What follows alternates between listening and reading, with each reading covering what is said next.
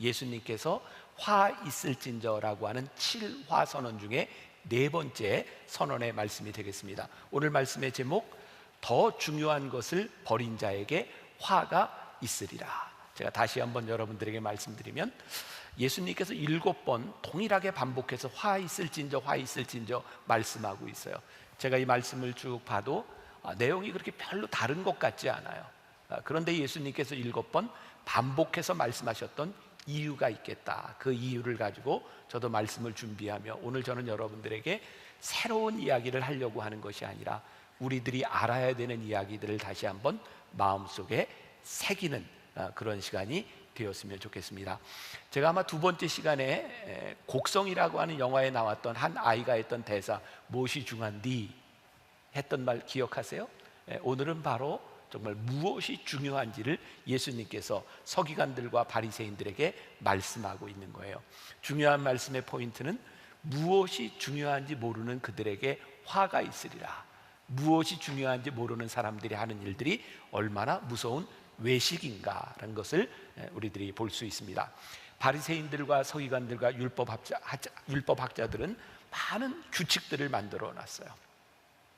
선한 의도로 수없이 많은 규칙들을 만들어 놓았는데 예수님은 그들을 바라보며 사기꾼이라고 말씀하고 있습니다. 오늘 묵상팀과 함께 이 말씀을 가지고도 이제 여러 가지를 나누게 되었는데, 이런 이야기들을 했어요. 여러분, 대한민국은 3권이 분립된 나라인 거 아시죠? 입법부, 행정부 다 분리가 되어 있어요. 국회에서 하는 중요한 기능 중에 하나가 입법 기능입니다. 법을 만듭니다. 그런데 우리 묵상팀이 이야기를 하다가 우리들 중에 누구도 국회의원이 법을 잘 지킨다 이런 생각을 하는 사람이 없대요. 여러분들 어떻게 생각해요? 국회의원들이 법을 잘 지키나요? 안 지키나요? 그렇게 막 크게 얘기하시면 안 돼요. 속으로만. 우리가 보기에 국회의원들이 법을 만드는 사람들인데 탈법, 위법 어쩌면 우리들보다 더 많이 하는 것 같다는 느낌이 들어요. 묵상팀 중에 한 분이 이런 이야기를 했어요. 목사님, 국회의원들은요 법을 만드는 사람들이지 지키는 사람들이 아니니까 그래요. 또 그 말이 또 맞는 것 같기도 해요. 법을 만드는데 왜 법을 제대로 지키지 못할까? 어쩌면 법을 만들지만 그 법의 정신이 무엇인지, 왜 그 법을 지켜야 되는지를 확실히 알지 못할 때 우리는 위선이 될 수도 있고 또 법을 어길 수도 있는 것 같아요. 자, 여러분, 제가 지금 하는 말은 이렇게 혹시 오해하지 말고 어떤 직업을 비하하거나 이러는 것이 아닙니다. 사람들이 보통 그냥 이런 이야기를 해요. 야, 저 사람 참 공무원스럽다. 이런 말 들어보셨죠? 공무원스럽다고 하는 것이 무엇일까요? 공무원들은 나라를 위해, 국민들을 위해 봉사하면서 지켜야 될 것이 참 많은 사람들입니다. 그런데 공무원들은 모험을 하거나 그 규칙에서 벗어나는 일을 잘 하려고 하지 않습니다. 규칙만을 잘 지키는 사람을 보면서 우리가 공무원스럽다 이렇게 이야기를 해요. 그런데 이 말이 부정적인 의미로 쓰일 때 어떤 의미냐면, 공무원스럽다, 규칙을 잘 지킨다라고 하는 것이 무엇이냐면 자기 자리를 보존하기 위하여 사명을 잃어버렸다, 이런 말이기도 합니다. 바리새인들과 서기관들을 바라보며 예수님이 화가 나셨어요. 화 있을진저, 너희들이 규칙을 잘 지키는데, 율법을 잘 만들어 놨는데 너희들이 그 안에 있는 정신, 너희들이 사명들은 다 잃어버렸다. 지금 예수님께서 이렇게 말씀하고 있어요. 아무리 규칙을 많이 만들어 놓아도 그 규칙을 지키는 사람이 선하지 않으면 그 규칙은 별 의미가 없는 것 같아요. 제가 아프니까 복음이다, 이런 시리즈의 제목으로 여러분들과 말씀을 나누고 있잖아요. 제가 설교를 하면서 계속 깨닫는 게 있어요. 정말 그렇구나. 복음이란 이런 거구나. 교회는 무엇이 선하다, 무엇을 지켜야 된다, 이것을 가리키는 것이 아니라 하나님 안에서 복음으로 어떻게 새로운 사람이 될 수 있는가, 새로운 존재에 대해서 가르치고 새로운 존재가 되는 것이 복음이고 우리들이 믿는 것이지, 교회는 행동을 가르치는 것이 아니구나. 또 오해하지 마세요. 올바른 행동을 가르치는 것이 잘못됐다는 것이 아니라 올바른 사람이 되지 못하면 올바른 행위를 하는 것 자체가 불가능한 것 같아요. 그래서 성경은, 예수님은 우리들에게 무엇을 하는 것보다 먼저, 영어로 이야기하면 to do, 무엇을 행하는 것보다 먼저 to be, 우리들이 어떤 사람이 되어야 할지를 말씀하고 있어요. 바리새인들과 서기관들이 그랬던 것 같아요. 그들은 율법을 잘 지키는 사람들이 되기 위해서 아주 소소한 세분화된 규정들을 다 만들어 놓았어요. 그런데 하나님의 마음, 율법의 정신을 잃어버렸어요. 지금 계속해서 반복되는 이야기입니다. 오늘은 어떤 것을 가지고 이야기하고 있는가? 오늘 11조에 대한 이야기를 가지고 예수님이 말씀을 하고 있어요. 지금 여러분들이 다 마스크를 하고 있고 이게 분위기가 굉장히 다운되어 있어서 제가 재밌는 이야기를 좀 할까 하는데 할까요 말까요? 네, 이게 재밌을지는 모르겠어요. 그런데 이렇게 율법의 정신을 잃어버린, 중요한 정신을 잃어버리고 이렇게 형식만 남아버린 것에 대한 예들이 몇 가지 있더라고요. 여러분들 청바지들 하나쯤은 가지고 계시죠? 여러분 청바지에 보면은 여기 주머니에 조그만 주머니가 양쪽에 있습니다. 포켓 주머니 아세요? 그게 왜 있는지 아세요? 옛날 그 서부 그 개척 시대의 사람들이 시계를 가지고 있었는데 그때는 시계가 팔목에 차는 게 아니라 줄을 매다는 그런 시계였답니다. 그래서 여기에 시계를 넣는 주머니였다 그래요. 근데 지금 우리들이 별 의미 없이 그냥 청바지의 그 모양으로 우리들이 하고 다니는 거 있죠. 여러분들 털모자를 쓰면 옛날에 털모자들은 다 여기에 방울이 달려 있었습니다. 여러분들 아세요? 그 방울이 어떻게 왜 달렸는지 아세요? 그게 멋으로 달린 게 아니랍니다. 옛날 프랑스 사람들이 그 해군이 항해를 할 때 배에 천정들이 이렇게 낮았기 때문에 머리를 다치지 않으려고 방울을 만든 것이 처음 털모자의 방울을 만든 시작이랍니다. 별로 흥미가 없으시네. 하나 더 할까 말까? 네, 하나 더 해드릴게요. 옷을 입을 때 보면 남자들이 채우는 단추와 여자들이 채우는 단추 방향이 다릅니다. 아세요? 근데 왜 다르냐? 이건 뭐 역사적으로 정설이라고 나와 있는데, 여러분 단추가 만들어진, 인류에게 단추가 만들어진 것이 그렇게 오래지 않습니다. 1800년대에 단추를 이렇게 채우게 되었는데, 그 당시에 단추 달린 옷을 입은 사람들은 대개 귀족층의 사람이었답니다. 그래서 여자들은, 그 당시에 귀족들은 하인들이 다 옷을 입혀줬답니다. 그래서 남자들은 그냥 자기가 단추를 채웠지만 여자들은 하인들이 단추를 채워질 때 쉬운 쪽으로 단추를 채울 수 있도록 반대로 단추를 달아놨는데 우리가 아직도 그렇게 달고 있는 거랍니다. 아, 네네. 아유, 우리가 모르고 살아가는 게 참 많은 것 같아요. 처음에 왜 그렇게 만들었는지. 자, 이게 또 하나는 참 제가 흥미있게 보았는데요. 어떤 목사님이 한 교회에 부임을 하게 됐답니다. 그런데 그 교회는 새벽 예배를 인도하고 나면 목사님이 설교를 마치고 나면 찬송을 부르는데 늘 반주자가 고른 찬송을 부르더래요. 그 목사님이, 아니 설교자가 설교를 하고 여기에 맞는 찬송을 불러야 되는데 왜 이 교회는 늘 반주자가 선정한 찬송을 부르는가? 그래서 교인들한테 물어봤답니다. 이 교회는 왜 그래요? 그랬더니 교인들이 그냥 옛날부터 그랬어요 그러더래요. 그래서 목사님이 아주 오래된 교인에게 물어봤답니다. 왜 새벽 예배를 마치고 나면 반주자가 고른 찬송을 불러야만 되든지. 그랬더니 그분이 설명하기를, 아주 오래전에 이 교회가 작았을 때 반주자가 많지 않았던 시절에 어떤 분이 이제 피아노를 막 배우기 시작했는데 새벽 예배 반주를 부탁하니까 못하겠다 그러더래요. 그래서 목사님이 이렇게 약속을 했대요. 찬송은 무조건 반주자가 연습한 곡만을 부를 테니 염려하지 말고 그 자리에 앉으라고. 그래서 그때부터 반주자가 연습하고 온 곡을 새벽 예배 설교를 마치면 부르게 되었다는 거예요. 근데 지금은 아주 반주를 잘하는 피아노 반주자가 있음에도 불구하고 늘 그분이 고른 찬송을 부르고 있다. 어떤 글에서 본 거예요. 가만히 보면 진짜 우리들에게 중요한 정신, 왜 그것이 만들어졌는지를 잊고 우리들은 형식만을 따라갈 때가 많이 있어요. 그런데 이것이 우리의 신앙의 많은 부분들을 차지하고 있고, 잘못하면 이런 형식들이 하나님의 마음을 잃어버린 그 율법을 지키는 자들로 만들어 버릴 수 있는 거죠. 이제 그 중에 이 11조에 대해서 예수님이 말씀하시는 거예요. 마태복음 23장 23절, 오늘 우리가 읽었던 부분이죠. 화 있을진저 외식하는 서기관들과 바리새인들이여, 너희가 박하와 회양과 근체의 11조는 들이되. 자, 이게 이제 무슨 말인지 제가 설명을 할 텐데, 먼저 11조는 어떻게 생겼는가? 뭐 아시는 분이 있겠죠? 처음에 11조에 대한 언급은 창세기 14장 20절, 아브라함이 조카 롯을 구해낸 다음에 약속한 것에서 나와요. 읽어드릴게요. 너희 대적을 내 손에 붙이신 지극히 높으신 하나님을 찬송할지로다 하매 아브라함이 그 얻은 곳에서 10분의 1을 멜기세덱에게 주었더라. 제사장에게 주었어요. 자, 창세기 28장 20절 22절에 보면 야곱이 그의 아버지와 형 에서를 속이고 도망가다가 베델에서 하나님을 만나고 서원한 장면이 나옵니다. 내가 기둥으로 세운 이 돌이 하나님의 집이 될 것이요 하나님께서 내게 주신 모든 것에서, 여기 중요한 부분, 하나님께서 내게 주신 모든 것에서 10분의 1을 내가 반드시 하나님께 드리겠나이다 하였더라. 또 이 11조의 규정이 율법으로 나오게 된 건 레위기 27장 30절에 나와 있는데, 그리고 그 땅의 10분의 1, 곧 그 땅의 곡식이나 나무의 열매는 그 10분의 1을 여호와의 것이니 여호와의 성물이라, 이렇게 규정을 해놓았어요. 말씀을 통해 보면 우리들이 문맥을 통해 알 수 있는 것이 있는데, 이 11조는 하나님과의 관계 속에서 드려지는 것인데, 어떤 관계냐면 믿음의 고백인 거죠.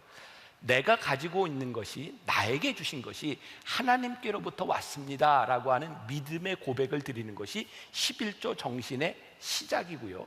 또 이 11조는 단순히 그것에도 그치는 것이 아니라 11조를 통해서 이웃을 사랑하고 구제하고 성전을 운영하는 이 모든 것들이 11조를 통해 이루어지게 되어 있었어요.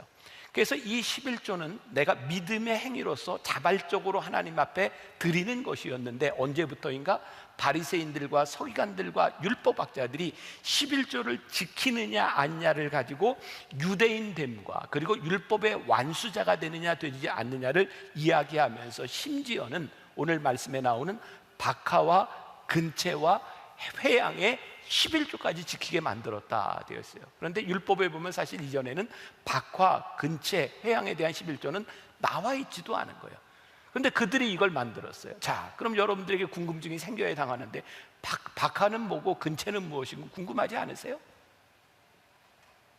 좀 보여드리려고 하는데 궁금하면 네, 이렇게 사진을 통해 보여드릴게요. 자, 사진에 보니까 저런 거예요. 이스라엘에 가면 그냥 길가에 많이 볼 수 있는 흔한 꽃과 채소 같은 게 박하, 회양, 근채예요. 그러니까 여기에 특별히 어떤 돈에 대한 가치를 부여할 수도 없는 그냥 흔한 것들이에요. 박하는 소위 말하는 민트예요. 민트, 나물의 양념으로 쓰이는 것이고요. 근채, 미나리과에 속해 있대요. 향기로운 열매를 맺는 주로 나물이나 약품으로 쓰여지는 것. 근데 바리새인들과 서기관들과 율법학자들이 그냥 길가에 흩어져 있는 저것까지도 철저하게 11조를 지켜라, 이렇게 11조 규정을 만들었다는 거예요. 그러면 예수님께서 그들이 만들어 온 11조 규정에 대해서 화 있을진저라고 말씀하실 때 예수님은 어떤 마음을 가지고 어떤 의도를 가지고 지금 이 말씀을 하고 계시는가? 자, 이런 생각을 가지고 마태복음 23장 23절을 같이 한번 다시 봅니다. 자, 화 있을진저 같이 읽어보세요. 시작. 화 있을진저 외식하는 서기관들과 바리새인들이여, 너희가 박하와 회양과 근채의 11조는 드리되 율법에 더 중한 바 정의와 긍휼과 믿음은 버렸도다. 그러나 이것도 행하고 저것도 버리지 말아야 할지니라. 그러니까 예수님께서는 11조 자체에 대한 것을 부정하고 계시는 것이 아니라 11조가 참 중요하기는 한데 더 중요한 것을 너희가 버렸다 이 말이에요. 박하와 회양과 근채, 이거 11조를 지키는 것보다 더 중요한 그 11조가 가지고 있는 정의와 긍휼과 믿음의 정신을 너희들이 버렸다. 중요한 것은 지금 11조를 지키느냐 지키지 않느냐 이 제도에 대한 문제가 아니라 더 중요한 바 그 정신, 그것이 정의와 긍휼, 믿음에 관한 거예요. 이 정의와 긍휼과 믿음이라고 하는 것은 하나님과 우리들 사이의 관계일 뿐만 아니라 인간과 인간 사이의 관계에 대한 부분이에요. 이 관계를 우리들이 고려하지 않고 이 관계가 얼마나 중요한 것이라는 것을 생각하지 않고 너희들이 11조를 한다고 하면 너희들은 11조의 정신을 버린 화 있을진저 외식하는 자들이 될 수 있다. 바리새인들이 철저하게 이 11조를 지키고 사람들에게 11조를 지키라고 하면서 사람들과의 관계가 깨어지는 것을 별로 신경 쓰지 않았어요.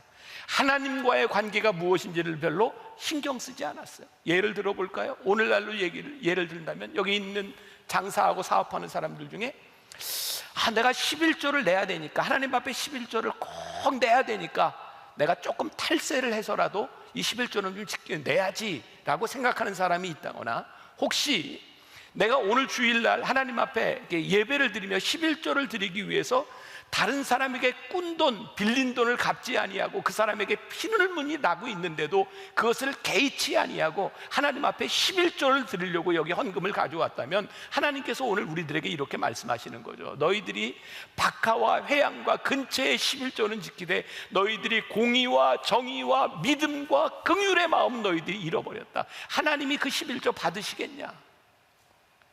무엇이 중요한지를 너희들이 알아야 된다. 긍휼, 자비라고 하는 것은 늘 두 가지 차원의 문제가 있죠. 하나님께서 우리들에게 자비를 베푸셨어요. 하나님의 자비를 받은 우리들이 누군가에게 자비를 베풀어야 돼요. 하나님께로부터 받은 그 자비로 인하여 우리들이 하나님께 내는 것, 그리고 하나님께서 우리에게 자비를 베푸신 그 자비함으로 말미암아 우리들이 누군가에게 자비를 베풀어야 하는데, 우리들이 회양과 근체, 이 11조를 드리는 것 때문에 우리들이 그 모든 것을 다 잃어버렸다면 하나님이 그것 기뻐하시지 않는다. 하나님의 마음을 잃어버린 그 헌금들은 빈 껍데기에 불과하다. 오늘 예수님이 이렇게 말씀하고 있는 거예요. 자, 그러면 이제 우리들의 삶에 적용을 해볼 필요가 있을 것 같아요. 그 시대의 이 말씀이 오늘 우리들에게 어떻게 적용될 수 있는가? 저는 믿음을 두 가지 차원에서 봅니다. 꼭 기억해 주세요. 저는 두 가지 차원의 믿음이 우리들에게 존재해야 된다고 생각해요. 하나는 우리가 하나님을 믿는 믿음이에요. 굉장히 중요한 믿음입니다. 그래서 히브리서 11장 6절에 우리가 잘 아는 구절이 나와 있어요. 같이 한번 봉독해 봅니다. 시작. 믿음이 없이는 하나님을 기쁘시게 하지 못하나니 하나님께 나아가는 자는 반드시 그가 계신 것과 또한 그가 자기를 찾는 자들에게 상 주시는 이심을 믿어야 할지니라. 하나님이 제일 기뻐하시는 게 뭐예요? 하나님께 대한 우리의 믿음인 거예요. 하나님께 나아가는 자는 반드시 그가 계신 것과 그를 찾는 이들에게 상 주시는 이심을 믿어야 할지니라. 오늘 우리가 하나님께 예배를 드리면서 오늘 이곳에 함께 하시는 하나님, 내가 그 하나님을 분명히 믿습니다. 우리의 기도를 들으시는 하나님을 내가 분명히 믿습니다. 이 믿음의 고백을 하나님이 제일 기뻐하신다. 첫 번째 믿음이에요. 두 번째 믿음은 우리가 하나님을 믿는 것도 참 중요한데, 하나님이 우리를 부르셔서 자녀 삼아주셔서 우리를 믿고 신뢰하신다는 우리를 향한 하나님에 대한 믿음을 우리들이 믿어야 한다. 구별이 되세요. 우리가 하나님을 믿는 것과 더불어서 하나님이 우리를 자녀 삼아주셔서 내가 너를 믿어, 우리를 신뢰하시는 하나님을 믿을 때 그 믿음의 행위가 우리들에게서 나오는 거예요. 그러니까 믿음은 두 가지인 거예요. 하나님을 믿는 그 믿음으로 인하여, 그 신뢰함으로 인하여 믿음의 행위가 우리들의 삶에서 어떻게 나타나는가, 이 두 믿음이 공존해야 믿음이 온전해질 수 있는 거죠. 그래서 시편 15편 1절부터 5절까지 말씀을 그런 생각을 가지고 한번 읽어보세요. 같이 한 목소리로 봅니다. 자, 시작. 여호와여, 주의 장막에 머물 자 누구 오며 주의 성산에 사는 자 누구 오니이까? 정직하게 행하며 공의를 실천하며 그의 마음에 진실을 말하며 그의 혀로 남을 허물하지 아니하고 그의 이웃에게 악을 행하지 아니하며 그의 이웃을 비방하지 아니하며 그의 눈은 망령된 자를 멸시하며 여호와를 두려워하는 자들을 존대하며 그의 마음에 서원한 것은 해로울지라도 변하지 아니하며 이자를 받으려고 돈을 구워주지 아니하며 뇌물을 받고 무죄한 자를 해하지 아니하는 자이니 이런 일을 행하는 자는 영원히 흔들리지 아니하리이다. 결국 두 가지 믿음이 만날 때 우리들의 신앙이, 하나님과의 관계가 온전해질 수 있는 거예요. 그런데 이 바리새인들과 서기관들의 문제는 뭐냐면 정의와 긍휼과 믿음을 버렸다는 거예요. 여기에서 버렸다라고 하는 말의 뜻이 무엇이냐면 하찮게 여겨 무시했다 이 말입니다. 하나님을 믿는데 우리들이 규칙들은 잘 지키는데 정의와 공의와 긍휼과 믿음, 하나님이 우리들에게 주신 하나님의 마음을 하찮게 생각하고 산다. 이것을 가리켜서 하나님께서 화 있을진저 외식하는 자들이여 라고 말씀하고 있는 거죠. 자, 이 말씀과 이어서 마태복음 23장 24절 말씀이 있는데, 이 말씀에 이렇게 좀 해석을 다루는 사람이 그렇게 이야기를 했어요. 마태복음 23장 24절은 예수님께서 말씀을 전하실 때 굉장히 위트와 유머를 가지고 사람들에게 전한 거라는 거예요. 그러니까 예수님이 이 말씀을 하셨을 때 말씀을 듣고 있는 청중들이 이 말씀을 들으면서 예수님 그런 말씀을 다 하시다니 위트 있으셔, 뭐 이랬을 거라는 거예요. 자, 그 말씀이 뭔가, 여러분들이 마스크를 끼고 지금 굉장히 힘든 것 같아서 제가 이렇게 오버하고 있어요. 자, 눈을 뜨고 따라오세요. 자, 24절 한번 보세요. 자, 같이 봅니다. 시작. 맹인된 인도자, 같이 봅니다. 시작. 맹인된 인도자여, 하루살이는 걸러내고 낙타는 삼키는도다. 이게 무엇이 중요한데? 라고 예수님이 말씀하시면서 지금 비유로 이야기하고 있는데, 여기에 하루살이가 등장하고 낙타가 등장을 하고 있어요. 그런데 지금 우리에게는 이렇게 확 와닿지 않는 말인데, 당시 이스라엘 백성들에게는 예수님께서 하루살이와 낙타의 비유를 가지고 이야기했을 때 사람들이 예수님 웃기셔, 뭐 이렇게 이제 반응을 했을 거라는 거예요. 네. 자, 메시지 성경에 보면 이 부분을 이렇게 설명하고 있어요. 처음부터 끝까지 다 틀려먹은 인생 이야기를 쓰면서 시시콜콜 맞춤법과 구두점을 따지고 있으니 너희 꼴이 얼마나 우스운지 알기나 하느냐, 이렇게 이제 표현을 하고 있어요. 자, 제가 이제 설명을 합니다. 하루살이와 낙타를 예수님께서 여기에 등장시켜서 무엇을 얘기하고 싶으셨는가? 여기 성경 율법에는요, 이스라엘 백성들이 먹으면 안 되는 동물에 대한 규정들이 명확하게 나와 있어요. 자, 레위기 11장 23절, 자, 같이 한번 볼까요? 11장 23절 시작. 오직 날개가 있고 기어다니는 곤충은 다 너희가 혐오할 것이니라. 자, 날개가 있고 기어다니는 곤충, 하루살이가 여기 해당돼요? 안 해당돼요? 해당돼요. 그러니까 성경에서 너희들이 혐오할, 먹지 못할 곤충에 대하여 이야기하는데 이 하루살이가 여기에 포함되는데, 날아다니고 기어다니는 곤충 중에 제일 작은 게 뭘까요? 하루살인 거예요. 하루살이. 예수님이 그 얘기 하시는 거예요. 자, 그 다음 레위기 11장 4절로 가봅니다. 자, 같이 봉독합니다. 시작. 새김질하는 것이나 굽이 갈라진 짐승 중에도 너희가 먹지 못할 것은 이러하니, 낙타는 새김질을 하되 굽이 갈라지지 아니하였으므로 너희에게 부정하고. 자, 낙타는 먹어요? 못 먹어요? 못 먹어요. 부정한 거예요. 새김질하는 그런 못 먹는 부정한 짐승 중에 덩치가 제일 큰 짐승이 뭘까요? 낙타예요. 낙타. 저 답을 다 가르쳐주고 물어봐도 뭐라고요? 낙타예요. 낙타. 그러니까 부정한 것 중에 제일 작은 게 하루살이고 제일 큰 게 낙타인 거예요. 그런데 지금 예수님께서 뭐라고 말씀하세요? 야, 너희들이 하루살이는 걸러내고 낙타는 삼키는도다. 이런 거예요. 자, 당시 이스라엘 사람들은 그냥 물을 먹지 못했어요. 그래서 그 석회질이 많은 물을 먹기 위해서 그 사람들이 포도주를 담가 먹었거든요.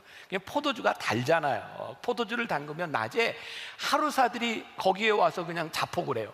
먹으러 왔다가 거기 빠져 죽는 거예요. 근데 하루살이 먹으면 돼요? 안 돼요?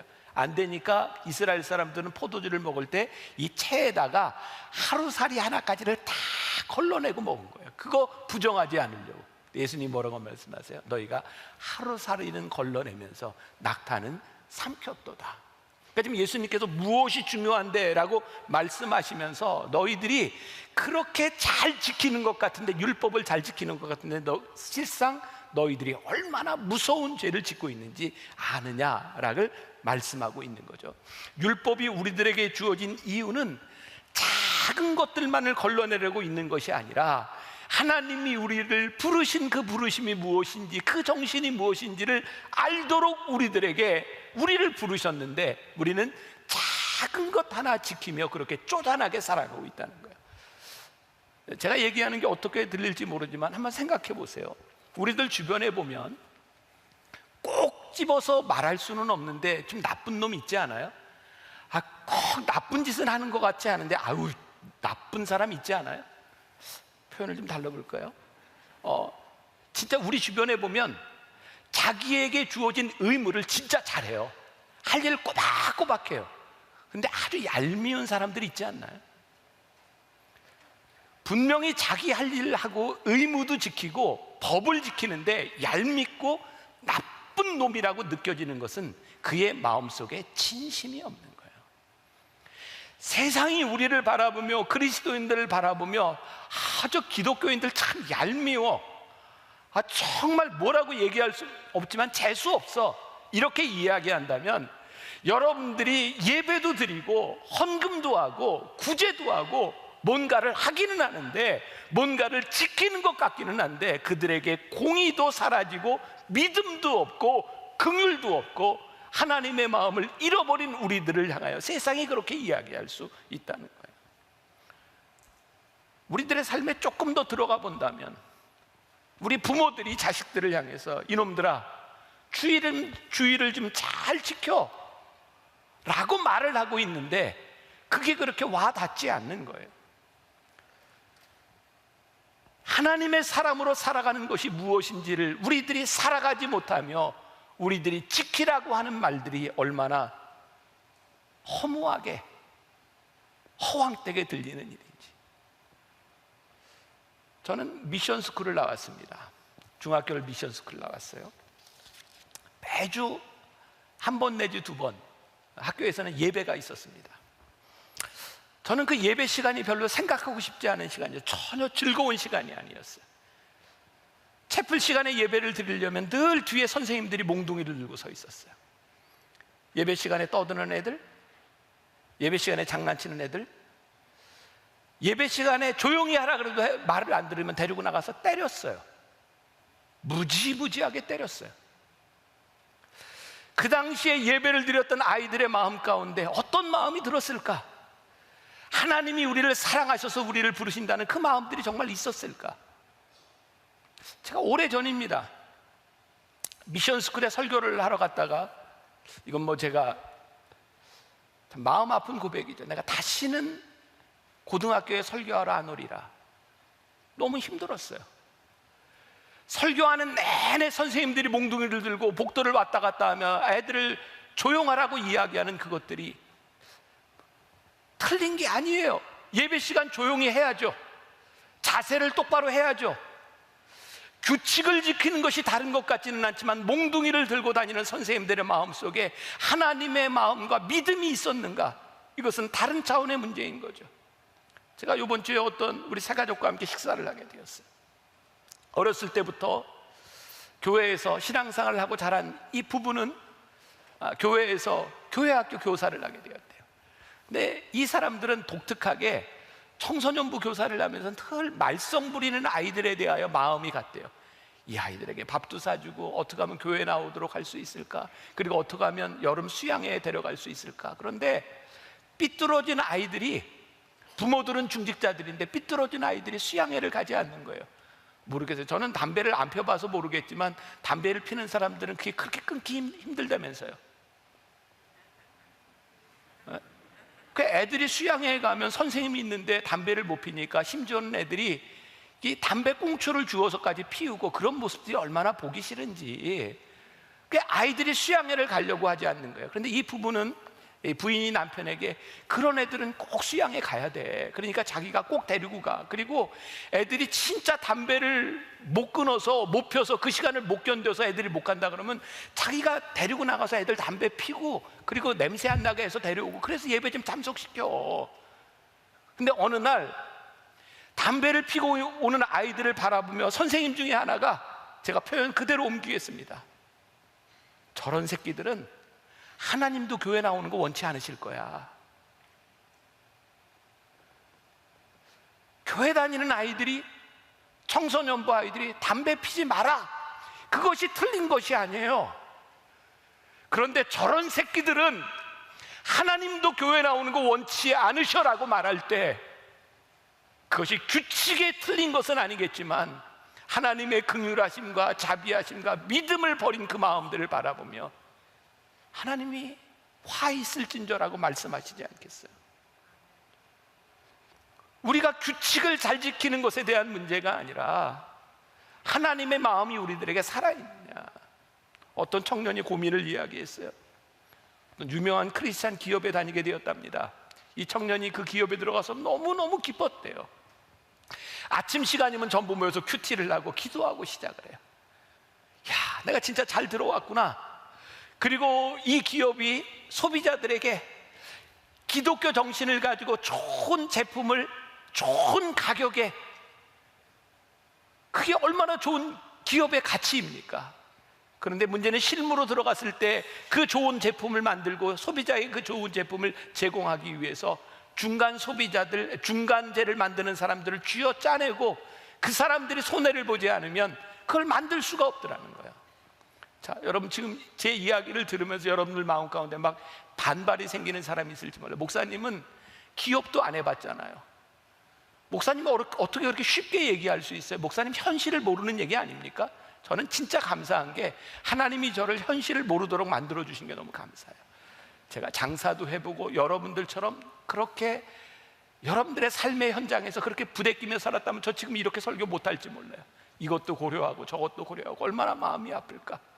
근데 오늘 하나님께서 저에게 주시는 마음은 뭔지 아세요? 그래, 오늘 여러분들에게 예수 믿는 것이 쉽다, 여러분 말씀대로 살아가면 이렇게 축복받는다, 성경은 우리들에게 본질적으로 이것을 말씀하고 있는 것이 아니라 너희들이 하나님의 마음을 알고 하나님의 마음으로 복음을 알고 살아갈 때 너희들의 마음이 얼마나 아프고 힘든지, 그것이 우리들에게 생명의 길이기에 이것을 가야 되는 이유가 없다면 우리는 그렇게 살아갈 수 없는 사람이라고 말씀하고 있는 거예요.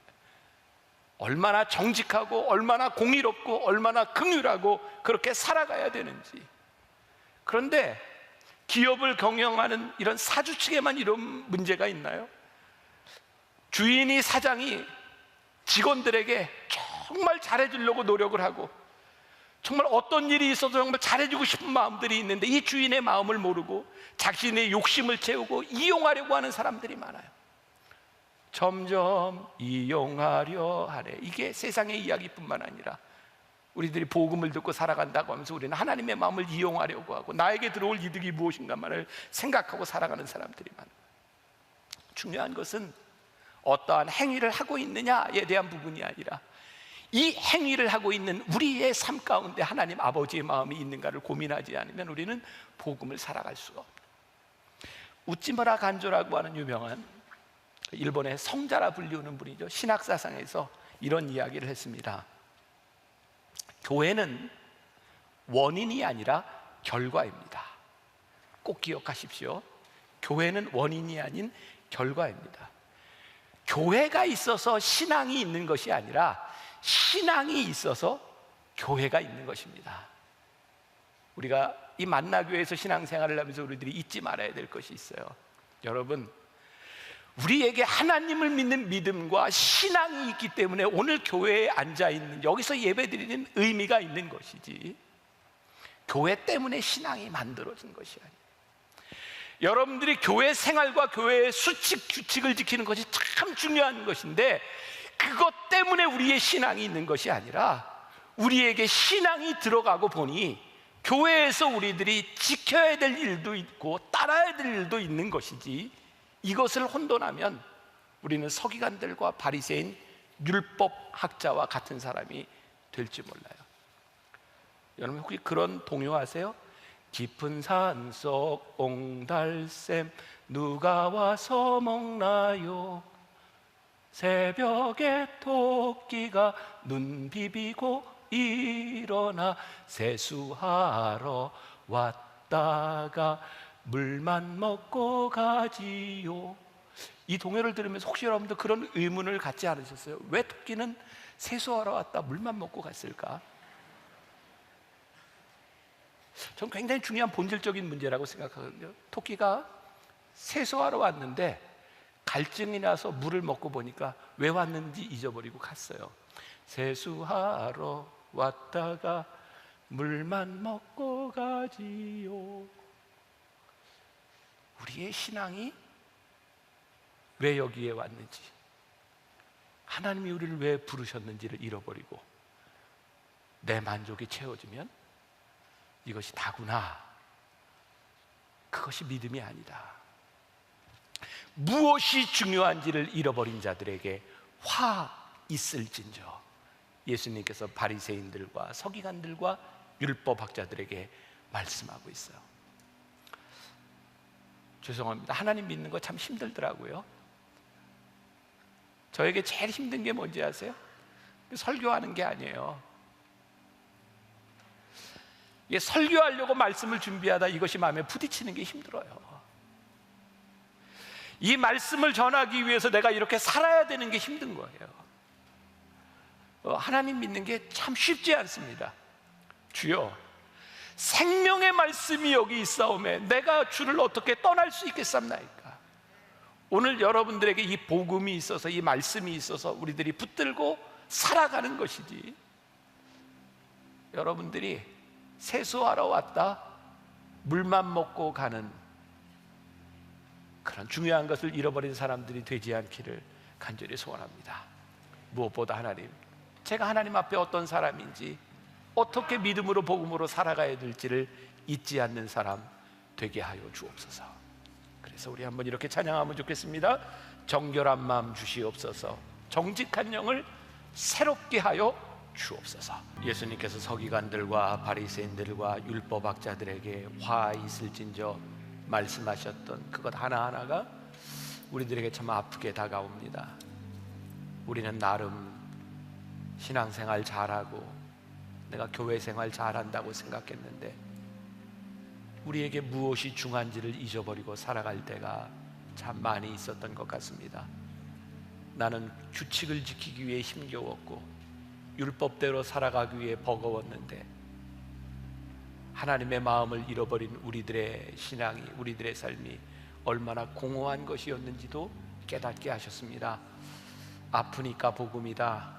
오늘 말씀이 우리를 아프게 할 때, 그 말씀이 우리를 때릴 때 말씀 앞에 다시 깨어나게 하여 주옵시고, 하나님, 이 시대의 교회가 하나님의 말씀 앞에서 새롭게 온전히 세워져야 될 터인데 우리 만나교회, 우리 성도들이 그 말씀 위에 새롭게 세워지는 역사를 경험케 하여 주옵소서.